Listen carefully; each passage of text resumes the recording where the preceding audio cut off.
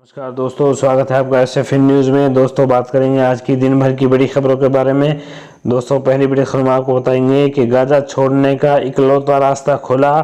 क्या है Rafa crossing जिससे फ़लस्तीनियों को मदद पहुंचाई जा रही है। वहीं दोस्तों दूसरी बड़ी खबर में आपको बताएंगे कि क्या 250 बंधकों के बदले 6000 फ़लस्तीनी रिहा करेगा इजराइल। रिटायर्ड जनरल को जिम्मा सौंपा। कभी एक सैनिक के बदले 1000 कैदी रिहा किए थे। वहीं दोस्तों अगली बड़ी खबर में आपको बताएंगे कि गाजा के बाद लेबनान से सटे इजरायली शहर खाली। हिजबुल्लाह के हमले का खतरा। हमास के 100 ठिकानों पर इजराइल का अटैक। वहीं दोस्तों अगली बड़ी खबर में आपको बताएंगे कि जॉर्डन किंग बोले गाजा में वार क्राइम हो रहा है।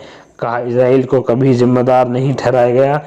मिस्र का आरोप पश्चिम दोहरा मापदंड अपना रहा है। दोस्तों बने रहिए हमारे साथ, बताएंगे दोस्तों आपको एक खबर विस्तार से। चलते हैं पहली बड़ी खबर की ओर। पहली बड़ी खबर में आपको बात बताएंगे कि इजराइल ने हमास से जारी जंग में किसी भी तरह के युद्ध विराम से इनकार कर दिया है। इसकी वजह से गाजा से बाहर निकलने के सारे रास्ते बंद हो चुके हैं। UN और कुछ दूसरे देश सीज फायर की मांग कर रहे हैं ताकि गाजा पट्टी तक मानवीय मदद पहुंचाई जा सके। कई दिनों तक चली बहस और बाइडेन के इजराइल दौरे के बाद आज 21 अक्टूबर राफा क्रॉसिंग खुल गई है। टाइम्स ऑफ इजराइल के मुताबिक इस बॉर्डर को पार करके विदेश नागरिक भी गाजा से इजिप्ट जा सकते हैं, जिससे भगदड़ मचने की भी आशंका है।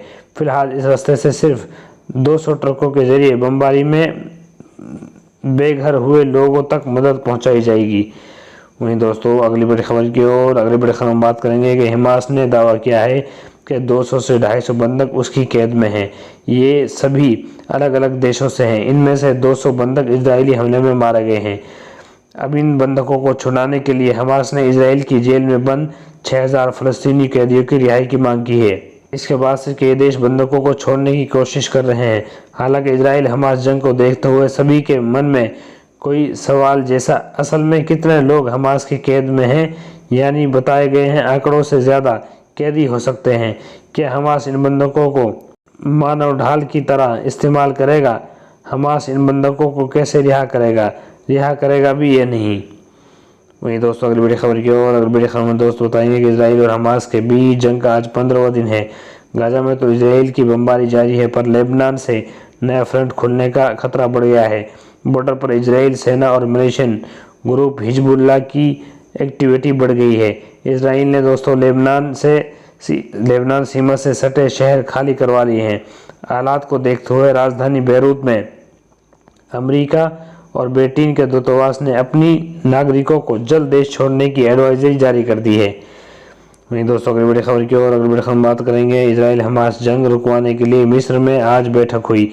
इसमें Qatar, UAE, Italy, Spain, Greece, Canada और यूरोपियन काउंसिल समेत 10 देशों से ज़्यादा लोग प्रतिनिधि शामिल हुए। ये बैठक मिस्र के राष्ट्रपति अब्दुल फतह अल सीसी के नेतृत्व में हुई। दरअसल जंग शुरू होने के बाद से अलग अलग देशों की प्रतिक्रिया सामने आई है। एक तरफ पश्चिमी देशों इजराइल के समर्थन कर रहे हैं, वहीं दूसरी तरफ ईरान, जॉर्डन और कतर जैसे अरब देश फ़लस्तीन के साथ खड़े हैं। चीन, मिस्र जैसे कुछ देश ऐसे भी हैं जिन्होंने जंग में न्यूट्रल स्टैंड अपनाया।